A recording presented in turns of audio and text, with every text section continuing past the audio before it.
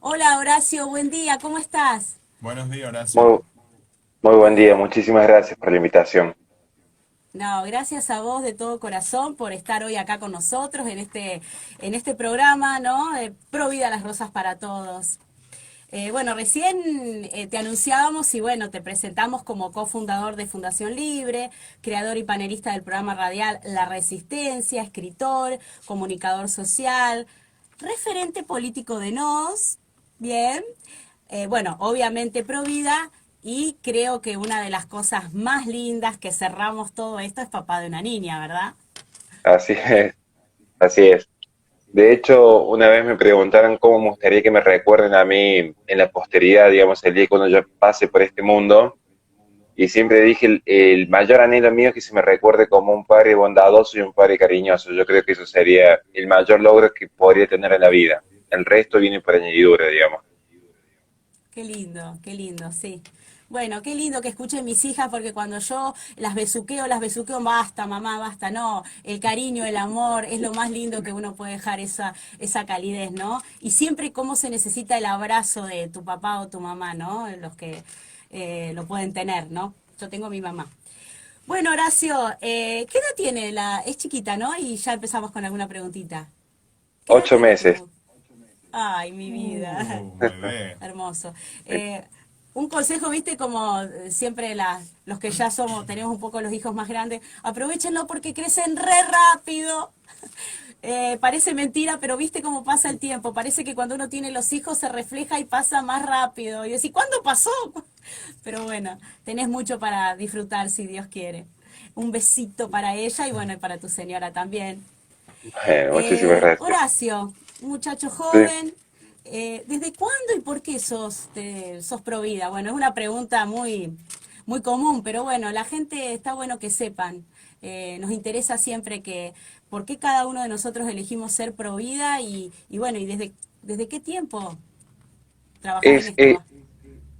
Es una pregunta súper compleja porque uno tiene que parar y diferenciar en cuanto a los valores, en cuanto al activismo, digamos. Y de hecho es una pregunta menos común de lo que se imaginan. ¿Eh? Normalmente se preguntan, decir, bueno, si ustedes llegasen al Congreso, ¿qué harían o qué haces vos en el día a día con esta actividad? Pero raramente se pregunta por el valor de fondo.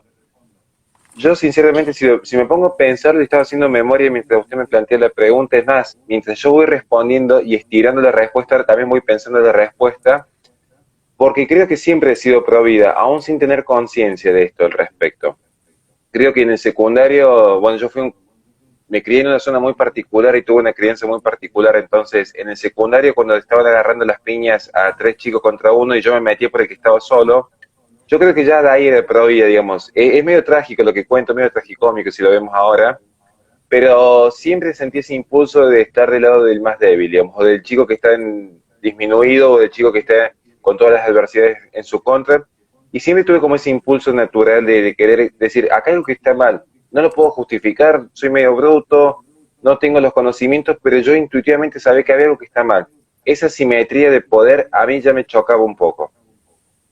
Entonces yo creo que he sido pro vida desde chico, luego con los años y la formación, conociendo a gente muy valiosa en el camino, conociendo a gente muy valiosa en el camino, uno se da cuenta que no hay nadie más indefenso que la vida que está dentro del vientre materno. O sea, si vamos a hablar de grados de indefección, yo creo que no hay vida más indefensa que esa que no puede valerse por sí misma, especialmente la que está en el vientre materno. Porque encima, porque encima, si uno lo analiza desde un punto de vista psicológico, genera más empatía ver de repente un niño ya crecido, un niño de 5 años, por ejemplo, un niño con ciertos emergentes en su esencia, va a generar más empatía y va a tender más uno a protegerlo que a una persona que uno no ve. Este es un ejemplo que podríamos explicarlo desde la psicología social, pero esa es la razón por la cual es más factible que uno sienta cierta empatía o cierta tendencia a la solidaridad. Por ejemplo, con un mendigo a la salida de una iglesia donde uno lo ve, donde uno lo habla, donde uno lo puede palpar, a que si yo les preguntase hoy en este preciso instante, o me lo preguntasen a mí, si uno siente empatía o preocupación o cierta congoja, por ejemplo, con los niños en el África, donde si yo no lo googleo, posiblemente ni sepa qué está sucediendo. Por eso es muy complicada esta lucha pro vida, porque nosotros peleamos por defender una vida que no se ve. Porque en todo caso, uno cuando se manifiesta en favor, piénsenlo en las siguientes lógicas del progresismo. Que uno se manifieste por la gente pobre, por la gente de cierta raza o la gente de cierta identidad sexual, en todo caso hay algo constatable. Después veremos las bases de esas peleas, que es un tema a discutir con todo gusto, digo, pero al menos hay algo tangible, es el famoso materialismo, hay algo tangible sobre el cual uno se puede asentar, pero en la lucha pro vida es dispareja porque uno está defendiendo entre 20.000 comillas algo abstracto. ¿En qué sentido? Que el vientre materno no es transparente. Es más, si fuese transparente, sería mucho más fácil esta lucha. Porque quienes promueven la agenda contraria a nuestra agenda celeste, ya sabrían lo que están haciendo. De ahí es que yo escribí hace tiempo atrás un ensayo sobre por qué en la posmodernidad se habla de violencia ecográfica. Claro, porque de repente el discurso de la posmodernidad colisiona con el relato. ¿Cuál es el relato? Un conjunto de células donde no hay nada. Nosotros venimos a demostrar con datos, decir, no, sí hay algo. O sea, algo hay. Después discutiremos las categorías filosóficas. Pero hay algo que late, hay algo que existe, hay algo que se mueve. Ahí está el tema. Esa es la realidad. Esa es la realidad con la cual estamos nosotros colisionando contra el relato. Pero, resumiendo ya la pregunta, sí, yo creo que he sido pro vida siempre, pero particularmente pro vida en esta causa celeste, yo diría que desde hace más o menos 10 años. Es cuando empecé realmente a trabajar y fue los años de estudio, de formación, y también de conocer, y por eso en algún momento lo voy a decir en algún momento del vivo, conocer a muchas chicas que tomaron decisiones que para nosotros no tomaríamos, y ver lo que generó en ellas. Trabajar con mujeres que han pasado por esta situación, por eso tengo como un sentido más marcado de misericordia, porque uno cuando entiende que no es la decisión más agradable, y ahí fue donde yo me empecé a interiorizar, ¿por qué están tan mal estas mujeres? ¿Por qué quedan tan mal? Si se supone que era un acto de libertad. Y eso me llevó a interiorizar, a conocer a gente como el doctor Albino, a conocer gente como Gómez Centurión hace poco, a conocer gente como Agustín Laje cuando armamos la fundación. Entonces fue como un camino de ida, básicamente, y que seguimos aprendiendo día a día. Sí. Sí, y qué lindo, ¿no? En este camino de ida, como vos decís, como uno nos vamos conociendo unos con otros y como compartimos esta forma de pensar, ¿no? Eh, sí, no, el doctor Albino, no hay forma de que podamos entrevistarlo, quedó muy dolido de lo que le pasó en el Senado, suelo hablar con él por WhatsApp, ¿no? Y ahí es donde pienso en este movimiento, el que está en la vereda de enfrente, claramente nuestro, ¿no? Y cuando vos hablas de la misericordia, ¿no? Vos decís que desde que tuviste tu hija, lo comentaste en uno, bueno, porque nosotros siempre seguimos un poco en la semana al entrevistado para conocerlos un poco, que cambiás y hablas más de la misericordia, sí, porque claramente que el movimiento feminista creo que se divide en dos partes, ¿no? En las chicas, como vos decís, que también nosotros conocemos, que a veces toman, yo digo, hay que tener ojo con las palabras que uno dice, porque uno nunca sabe por qué llegó a tomar esa decisión. Y al contrario, tiene que ayudarla a salir adelante y a pensar que esa decisión no la va a tomar más. Y bueno, y está claramente los ideólogos, como decís vos, que ahí es donde hay que preocuparse, por los ideólogos, no por las chicas que repiten, ¿no? Y esas chicas por ahí que repiten, hay que ayudarlas a que tengan otra perspectiva, ¿no? Qué lindo que hace, lo que decís vos, que hace más de 10 años que compartís con chicas que le han pasado, y bueno, y seguramente después de hablar con vos o con gente provida, dirían, no lo haría de nuevo, ¿verdad? O no lo hubiese hecho. Exactamente. Sí, ese Y es un es, y trabajo muy bueno que hay que hacer. Hay que estar cerca de ellas, como en 0800 y demás. de hecho, hoy mismo sale la entrevista que le hago a la fundadora de la red 0800 Provida. Ah, Hoy mismo sale, y es una entrevista bastante emotiva. Pero es como siempre, Marco, en este sentido de misericordia. Miren, nadie, yo acá lo voy a dejar como modestia aparte, digamos, pero sí, nadie ha sido más duro en el sentido de la objetividad, en este sentido de un discurso deontológico. Nadie ha sido más crítico del utilitarismo, al menos lo que yo conozco de la derecha, que yo y alguna gente muy cercana a mí. Yo soy una persona que siempre va a decir lo que está bien y lo que está mal está mal. O sí, sea, Si existe el gris, como muchos dicen, no, porque existen los grises. Yo digo, no, esperen, si existe el gris porque previamente existía el blanco y el negro. Quiere decir que las categorías de blanco y negro eran accesibles para la razón humana. Pero eso no quita que uno como conservador tiene una marcada tendencia al empirismo y al realismo político. Porque el conservador en esencia no es ideólogo, sino es que esencialmente empírico. Se fija lo que realmente sucede en el mundo, básicamente. Eso en términos de Miklos Lukács. ¿Por qué digo esto? Porque si uno es realista, uno sabe que existe el bien y el mal, pero también sabe que hay cosas que no son lo mismo, no son lo mismo. Un poco lo que yo había hablado con Evelyn de la red de 0800 es un poco esto. Bien, le voy a dar un Sí. ejemplo concreto para que no hablemos de abstracción porque es toda la mañana y la gente se nos va a dormir. Miren, yo conozco una chica que a los 8 años fue abandonada por la mamá, porque la mamá, con, bueno, en este momento la madre de esta chica de 14 tiene 29, o sea, calculen que la mujer esta quedó embarazada a los 15. ¿Bien? Esta mujer de 29 años, militante de un espacio feminista muy conocido en Córdoba, no puedo dar nombres por una cuestión legal, esta mujer de 29 años, para irse, entre comillas, a bailar y a tener sus salidas con algún chico, dejaba a su hija con 8 años en una plaza donde iban los vecinos a darle comer, le ofrecían una habitación o le daban contención durante semanas. Esta chica llega a nosotros en una red de contención porque había quedado embarazada y quería tener al hijo. Lo quería tener.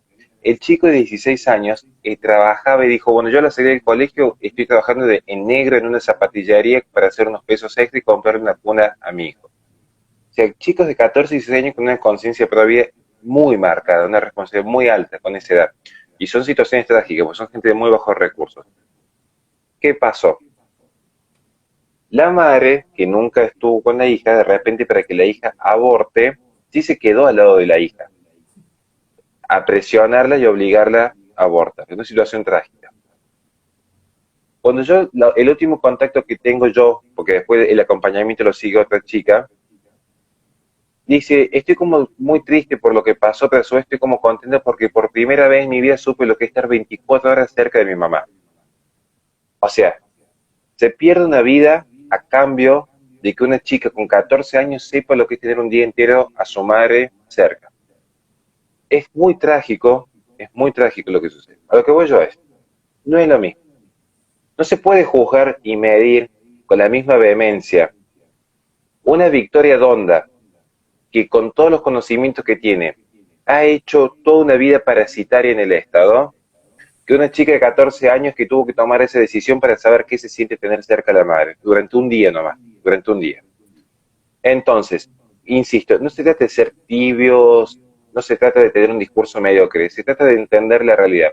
No es lo mismo la gente que es pro vida porque simplemente está haciendo campaña, porque simplemente detesta a los progresistas, que la gente que realmente siente ese sentido de misericordia y caridad con la gente que está sufriendo. No es lo mismo. Como no es lo mismo los ideólogos, como muy bien marcó usted, que es un concepto excelentísimo que ha dado, los ideólogos no son lo mismo que aquellos que simplemente se les ofreció eso y no tuvieron otra alternativa en la vida. Por eso yo insisto que muchísimas veces le va a pasar a ustedes, me pasa a mí, le pasa a mucha gente, que cuando uno empieza a entender la realidad, automáticamente van a venir las críticas, pero no la crítica del espacio del frente, muchas veces son críticas dentro del propio espacio. Pero bueno, eso es lo que nos ponemos, pero me pareció muy interesante su apreciación respecto a que los ideólogos no son iguales que la gente que simplemente adhiere porque no conoce otra cosa. Y bueno, ahí venimos nosotros de nuestros Sí. humildes espacios, como lo están haciendo ustedes, a decirles, bueno, todo el sistema te ofreció esto, pero escuchando 5 minutos que, como dicen, hacen muy buen trabajo desde su radio, quizás haya otra alternativa, quizás haya otra forma de vivir. Sí, sí, claro. Por eso nosotros, acá hay otro tema que también me gustaría tocar y que comparto con vos, ¿no? Damos la cara y nosotros, bueno, somos todos católicos, ¿no? Y bueno, y por ahí no nos importa el precio de las críticas, mientras sepamos en el lugar que estamos. Y te cuento brevemente también que nosotros tuvimos una experiencia, porque bueno, hace muchos años nosotros también somos un grupo de la iglesia de jóvenes, ellos no, yo no, claramente, yo los acompaño, y visitamos hogares de chicos, y en esto de visitar hogares de niños nos hemos encontrado con jovencitas que han quedado embarazadas y que bueno, y que no sabían qué hacer. Vos sabés que no sabían qué hacer. Y yo pensaba, si hubiese estado esta ley, que bueno, esto fue antes del 2018, la nena ya tiene 4 años, pero ya es mamá por segunda vez, gracias a Dios. Yo digo, ella hubiese ido, ni se hubiese enterado la directora, nada, nadie hubiese firmado, y hoy no tendría la gracia de ser madre. Nosotros claramente la ayudamos, ella se pegaba en la panza, esas cosas no me las puedo olvidar, me marcaron, y yo le decía, espera, espera, espera que crezca, de última la tenés y la das, pero dale la oportunidad de vivir, porque vos no sabés las vueltas de la vida, a lo mejor de acá a unos años tenés ganas de conocerla y te vas a dar la cabeza. Bueno, y hoy es madre de 2 hijos, una madraza, nos ha mandado testimonio, nos saluda, gracias, gracias a la vida.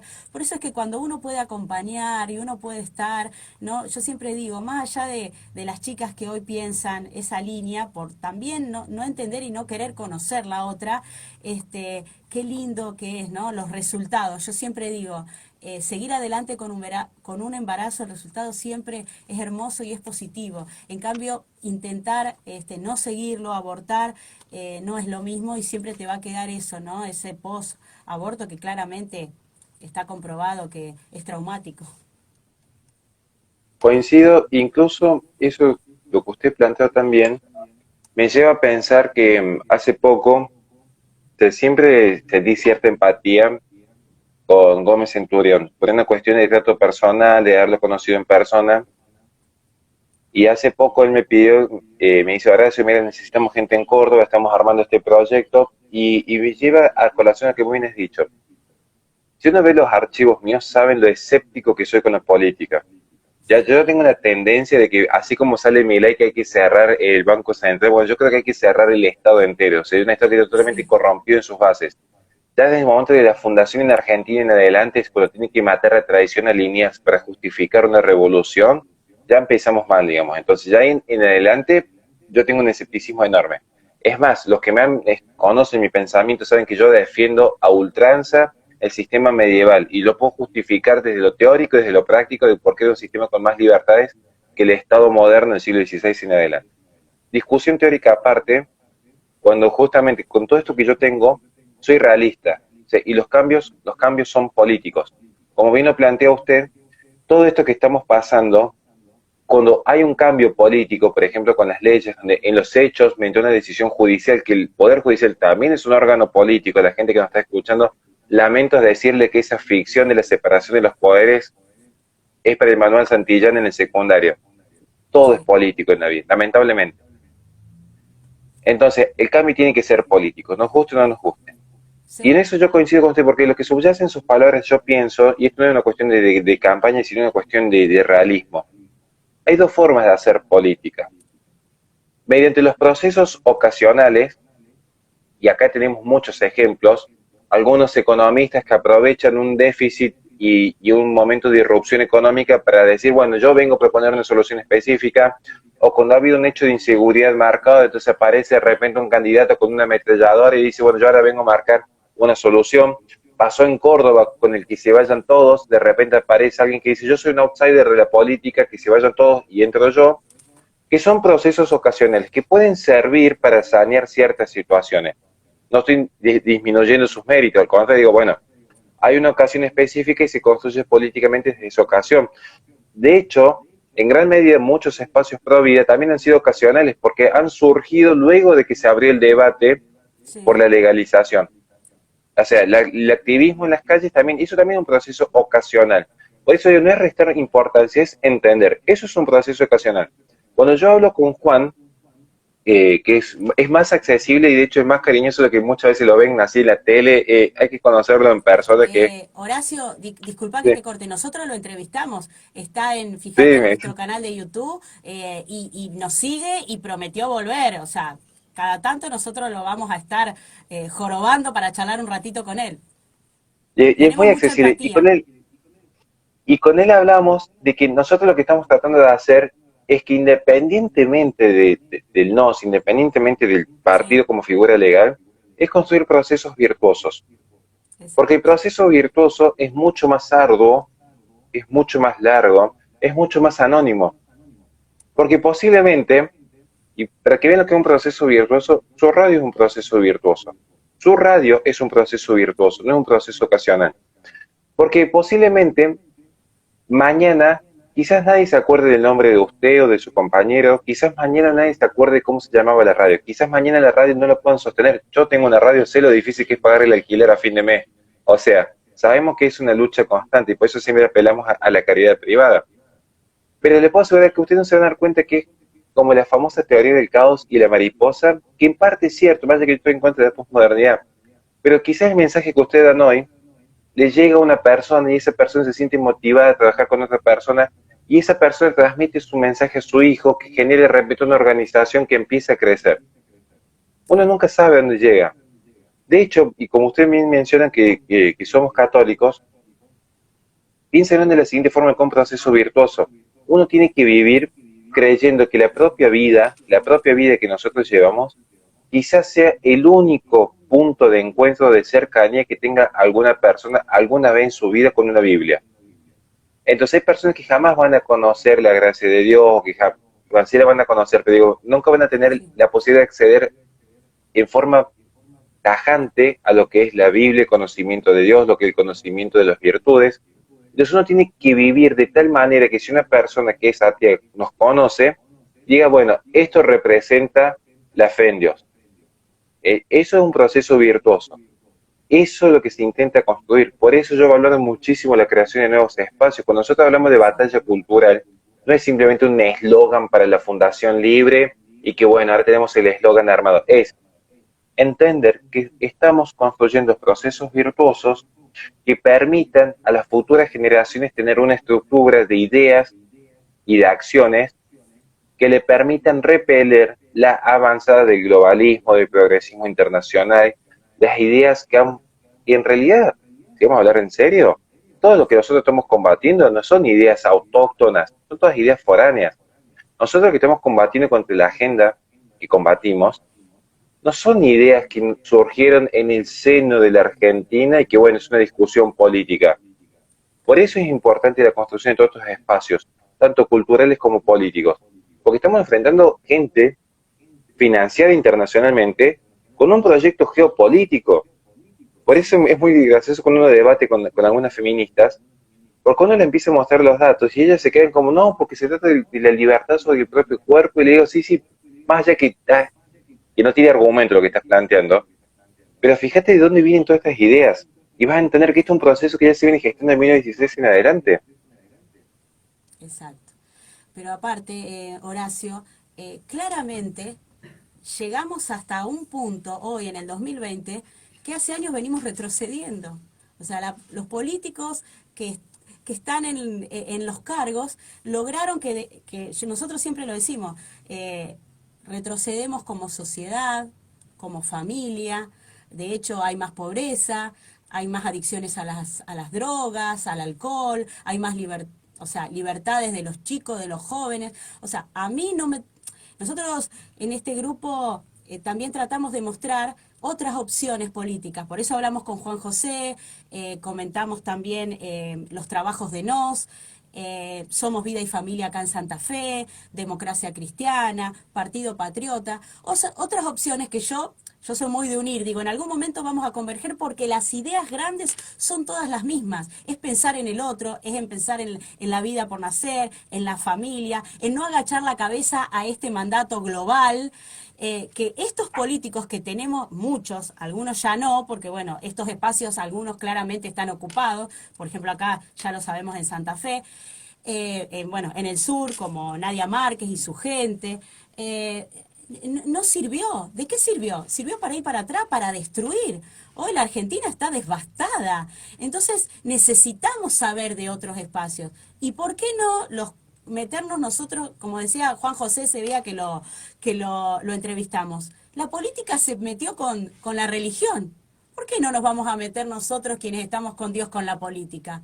Si se metieron claramente, ¿no? Hasta pedir la separación de Estado, dos casos separados, y nosotros decimos siempre, jamás se va a separar el Estado de la religión. ¿Sabe los espacios libres que quedan que se va a tener que ocupar el Estado o no? Sobre eso, yo fui tomando nota Por ahí algunos me dicen en YouTube, miras mucho hacia el costado, por eso tengo los monitores, cuadernos, estoy todo el tiempo mirando hacia los costados por esto, voy tomando notas, no, no es por una falta de respeto. No, Pero no, sobre está eso, bien. dos cuestiones. Lo que muy bien plantea usted es muy asertiva esa afirmación. La cultura del descarte, de hecho la Tal tesis de cual. mi libro, no es solamente la agenda verde, por así decir, trato de usar ciertas palabras para evitar las censuras posteriores, digamos, pero no es solamente la agenda verde lo que hay en el fondo, o sea, uno ve, como bien lo planteó usted, como dije, acá hay un proceso de destrucción sostenido en el tiempo hacia ciertos valores y ciertas virtudes. Por eso es necesario un proceso virtuoso de reconstrucción y uno que se denomina una repatriada cultural. Uno cuando lo ve que tenemos chicos, que no nos vamos a hablar solamente de Argentina, pero uno cuando Sí, ve que tenemos niños famélicos en el norte argentino, luego tenemos fenómenos que esto implica una destrucción del lazo familiar porque está cada uno mendigando por fuera del hogar los bienes necesarios para la subsistencia. Luego uno cuando ve las tasas de inviernos demográficos en Europa, con lo que implica la inmigración sustitutiva y los problemas de la diversidad cultural.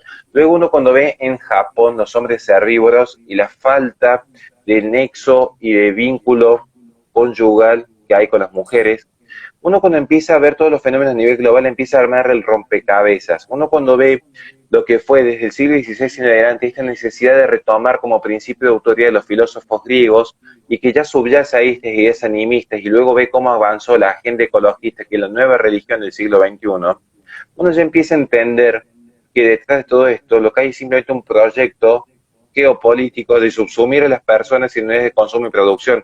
Ni hablar si uno analiza la revolución sexual de 1960, donde el propio sistema que a la mujer le vendió 5 o 6 abortos a lo largo de su vida, cuando llega a los 40 años con 20 gatos, depresiva, tomando medicamentos solo, sola noche, el mismo sistema que luego le vende la fecundación in vitro para que pueda ya no tener una mascota mediante un felino, sino lo tenga mediante un niño. Entonces, y siempre sin la idea de formar un vínculo marital o la idea de formar un vínculo claro. en pareja.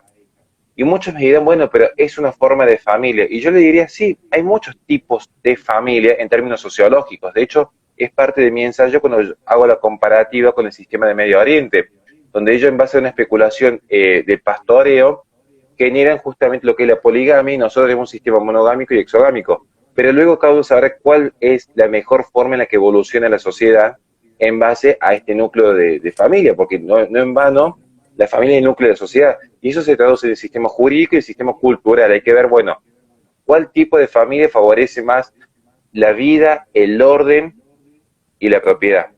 Vamos a ver, muchos me contraargumentarían luego, me contraargumentarían válidamente, decir, bueno, entonces tu tesis es utilitarista, ya te separas de lo deontológico. Yo diría, no. ¿Por qué? Porque el utilitarismo va a buscar siempre la satisfacción por el placer, que es casi rozando algunas tesis al hedonismo, cuando mi tesis es eminentemente aristotélico-tomista, que tuvo la particularidad de Santo Tomás de Aquino, que es fusionar justamente la idea deontológica, lo que está bien y el mal, traducido en las ideas de utilidad. Entonces no puede ser utilitarista porque parte de una base de que lo bueno, bello y cierto es objetivo. Eso respecto a la cultura del descarte. Seamos cuidadosos con descartar la vida humana, que no es solamente descartar la vida humana del niño por nacer, sino también del niño ya nacido, las familias, los ancianos, porque acá del tema de la eutanasia También. no se habla muchas veces y es la potestad del Estado finalmente para regular el inicio y el fin de la vida humana. Cuidado que viene por atrás la agenda. El tema de querer llamarle a lo bueno malo y lo malo bueno implica Sí, también no entender cuál es la ontología del matrimonio, el matris munus o la unión a través de la matriz. O sea, hay una serie de cuestiones que la gente no se da cuenta, pero que paulatinamente es en desmedro de todos los vínculos sociales. Y en esto yo soy bastante crítico, no solamente de la izquierda, sino de cualquier espacio que atente contra estos valores. Porque a veces dicen, ah, bueno, solamente la izquierda es mala. Cuidado, cuidado que Open Democracy, que es el portal oficial de Open Society, fue que en plena pandemia salió a decir que la familia, la familia tradicional, ya era una amenaza para las libertades y que si algo había quedado al descubierto en plena pandemia es que era la oportunidad excelente para que el individuo se realce, el individuo se refuerce a sí mismo y sacarse de encima estas viejas instituciones vetustas. Por eso, cuidado con cualquier discurso reduccionista, que el humano es más complejo de lo que pensamos. Y respecto a la religión, como muy bien marca usted, insisto, no toda la gente del pañuelo rojo comunista se puso el pañuelo anaranjado. Que mucha gente que andaba con el pañuelo amarillo en más de una ocasión se puso el pañuelo anaranjado también. Porque acá dicen hay que separar la iglesia del Estado. Y esto es un invento más propio de una revolución, entre comillas, liberal que de una revolución bolchevique. Ojo, ojo, porque esta idea de separar iglesia del Estado, primero que tiene un error anacrónico porque no saben lo que fue el proceso de Rivadavia de 1822 en adelante, cuando se le confisca el diezmo y las tierras a la iglesia. O sea, ya de por sí. Entonces aparece la compensación económica, el artículo 2 de la Constitución Nacional, que es una compensación económica, que en un momento donde no existían las reglas económicas como existen hoy, no había cómo calcularla, entonces se dispensó de esa manera. O sea, hay que conocer de historia para decir, no repetir por ahí, sino que mis impuestos te financian tu iglesia. No, bueno, entonces devolver todo lo que se llevó el Estado y estamos de acuerdo. O sea, si vamos a defender la propiedad privada, hacemos coherente. Pero detrás de esto hay que tener el proceso, digo, siempre hay que tener los procesos. Si uno no entiende las estructuras, no va a entender finalmente las causas. ¿Cuándo surge el pañuelo anaranjado y la causa de separemos la iglesia y el Estado, así con toda la pantomima que se ve en los medios? Cuando pierden el debate en 2018. Porque se dieron cuenta que aún con todo el financiamiento internacional, había una sociedad que seguía conservando ciertos valores elementales. No robarás, no violarás, no mentirás, no matarás. Entonces, si yo tenía un problema de estructura moral, tenía que justamente socavar las bases morales. Una base moral que era eminentemente deontológica, entiéndase, de moral objetiva. Entonces tenía que financiarse todo un sistema que dijesen, separemos iglesia del Estado, pero no era la cuestión del presupuesto, que es ínfimo, que ya está recontra desmentido, y que encima la iglesia ya renunció. Era separemos la moral. Por eso muchas veces uno cuando le quiere debatir estas cuestiones a cualquiera del otro espacio, ¿qué es lo que dicen?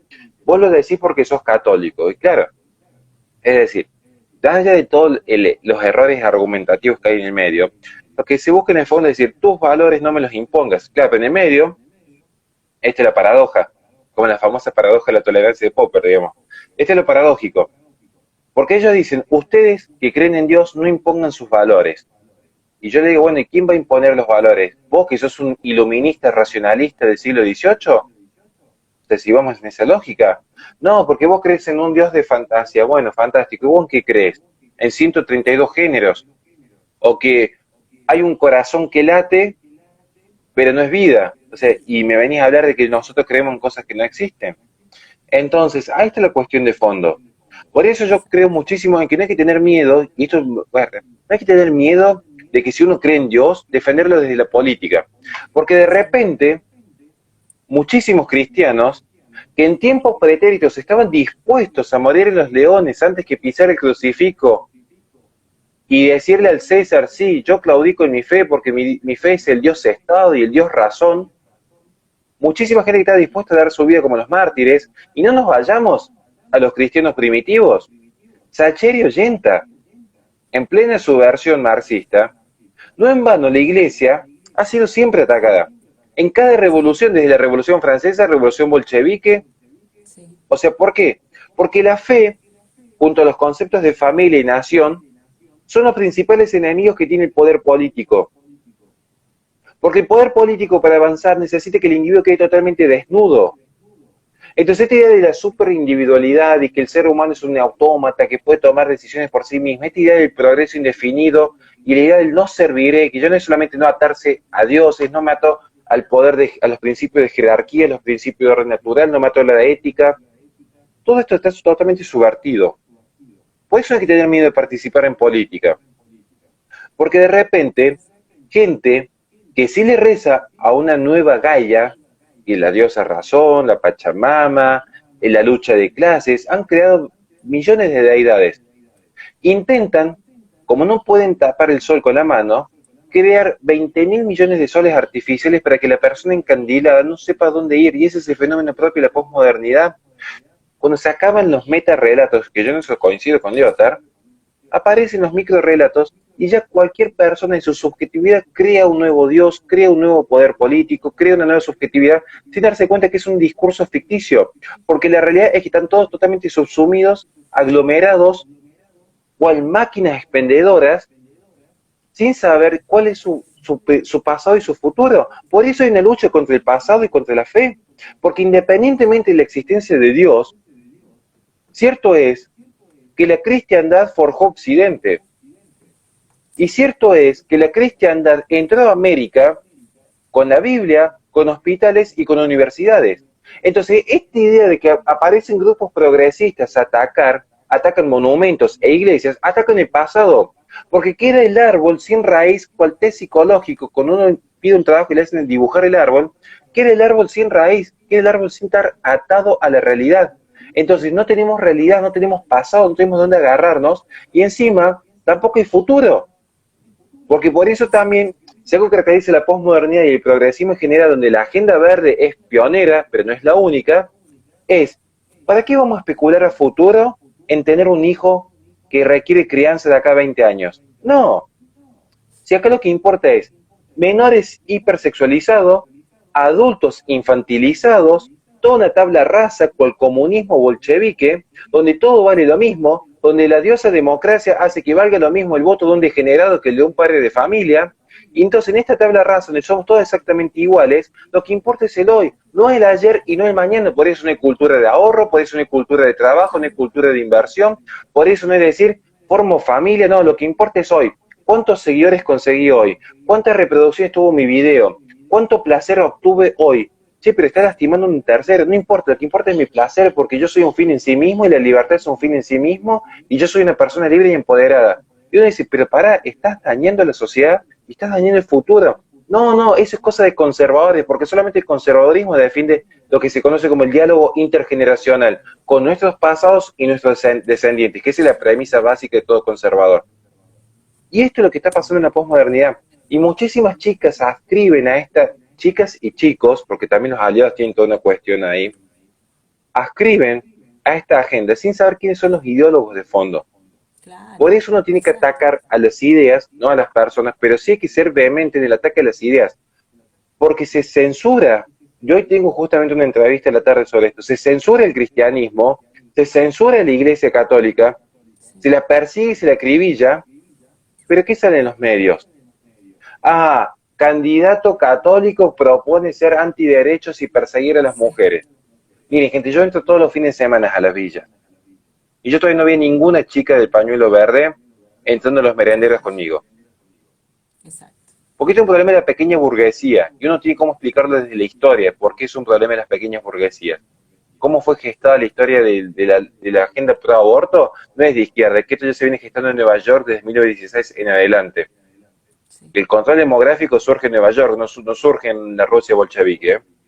Ujú. Entonces, este es un problema de los pequeños burgueses, que necesitan ser unidades de consumo, porque uno, y los que somos papás lo sabemos, cuando uno tiene un hijo, ya no es la diversión de, bueno, me saco la foto en un boliche y me ven descapotable, yo ando en un auto familiar, o sea, yo dejé el coupé de antes y ahora Hay necesito un otras auto familiar, prioridades.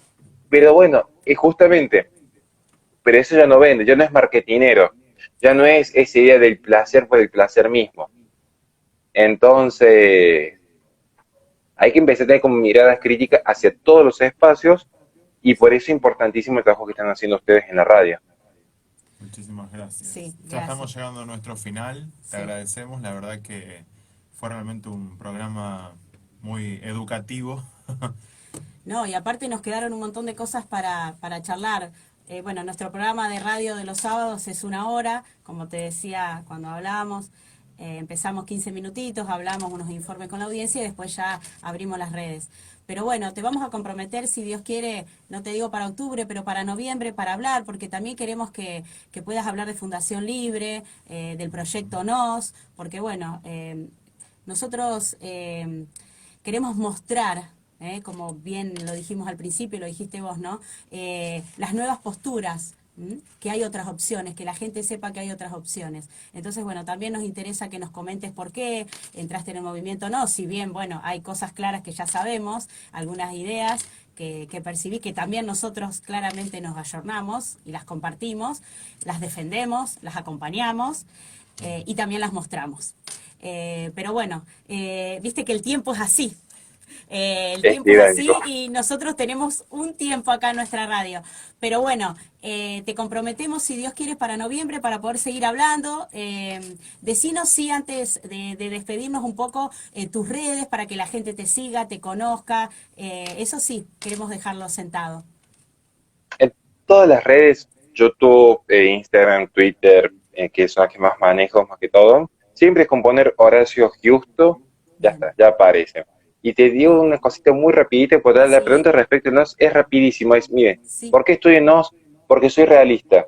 Y yo sé que los cambios van a ser cambios políticos. Entonces, no va a haber un cambio por fuera de la política. Lamentablemente, para bien o para mal, es así. Entonces hay que es así. involucrarse y porque yo creo, lo conozco personalmente a Gómez Centurión, tengo muy buena llegada con él y sé que él está convencido que este es un proceso virtuoso y me parece que es sano acompañarlo.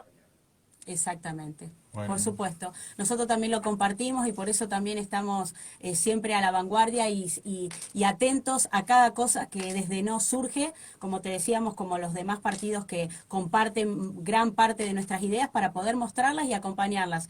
Porque el fracaso anterior no lo queremos más, queremos la nueva república que realmente surja, ¿no es cierto?, de esto, ¿no? Desde pensar en el otro, desde la defensa de la vida. Pues si vos no defendés el primer derecho que es la vida, no tenés convicciones de este tipo y no queremos más los que se agachan la cabeza y se compran y eso. La verdad que como pasó esta semana, ¿no? Con esta remoción de los jueces, estamos cansados de esto, nos da un poco de, estamos hasta el hartazgo de todo esto. Entonces queremos, y ustedes que apuntan mucho con Fundación Libre a los jóvenes, hay mucho, mucho por hacer. Y bueno, y acá vamos a estar para seguir mostrándolos, Horacio.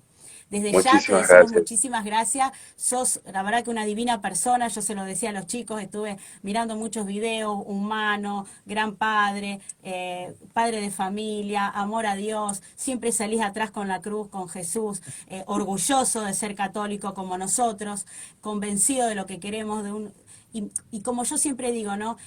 Nos quedamos tan contentos y con ganas de seguir escuchándote, porque esto es lo que apuntamos, a esta nueva gente, ¿no? Podemos tener un montón de errores, pero siempre mirar a Dios, mirar al prójimo, pensar en el prójimo y no en el bolsillo, solo en los intereses. Que los intereses claramente se desvirtúan, se compran, se cambian. En cambio, nosotros tenemos una postura firme y esa postura es la que seguimos manteniendo y vamos a seguir manteniendo. Así que gracias, Muchísimas Horacio. gracias. Muchísimas Esperemos pronto gracias poder... Sí, y les dejo la decime. invitación abierta cuando quieren estar en algún vivo mío a las 11 de la noche, que estamos de lunes a viernes, a cualquiera de las dos que se desee sumar, simplemente me escriben y conversamos y seguimos la conversación también sin ningún problema, más que agradecido por su tiempo. Dale, ahí estaremos. Más de una vez he entrado, te he seguido, comparto mucho. Siempre vamos eligiendo nosotros a nuestros entrevistados, porque queremos mostrar también estas posturas estas posturas que van a contrarrestar, como te decía, lo que vivimos hasta ayer, se diría, ¿no? Porque hay una nueva Argentina que se está gestando y queremos ser partícipe de eso, y con mucho orgullo. Así que bueno, gracias nuevamente, una bendición para tu hermosa familia. Vamos a estar en tus vivos, te seguimos en el canal de YouTube, en Fundación Libre, y bueno, y por ahí por noviembre, si Dios quiere, o cerca de fin de año, vamos a volver a estar charlando de temas que nos quedaron en el tintero. Muchísimas muchísimas gracias. gracias. Gracias, Nos gracias, Horacio, vemos. nos vemos, Hasta nos Nos luego. vemos. vemos. Bueno, y así hablábamos con Horacio Justo, la verdad que un encanto de persona,